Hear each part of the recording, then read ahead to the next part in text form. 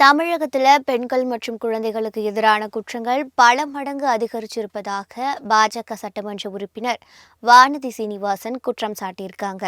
சென்னையில செய்தியாளர்களுக்கு பேட்டி அளித்த அவங்க, கோவையில கல்லூரி மாணவி பாலியல் வன்கொடுமைக்கு உள்ளாக்கப்பட்ட சம்பவம் ஒவ்வொருவரின் மனதையும் உலுக்குகிற ஒரு நிகழ்வுன்னு குறிப்பிட்டிருக்காங்க. சம்பந்தப்பட்ட குற்றவாளிகளில் காலில் சுட்டு பிடித்ததாக காவல்துறை தெரிவிப்பதை சுட்டிக்காட்டிய அவங்க, அந்த குற்றவாளிகளை தகுந்த முறையில் நீதிமன்றத்தில் நிறுத்தி உரிய தண்டனை பெற்றுத்தர வேண்டும்னு வலியுறுத்தியிருக்காங்க. நாம் எந்த இடத்தில் இருந்தாலும் பாதுகாப்பாக இருக்கிறோம் என்கிற எண்ணத்தை ஏற்படுத்த வேண்டியது ஒரு அரசின் கடமை என வலியுறுத்திய அவர், தமிழகத்தில் ஆளும் திமுகவினர் குற்றவாளிகளுக்கு தொடர்ந்து ஆதரவளிப்பதாகவும் குறை கூறியிருக்காங்க.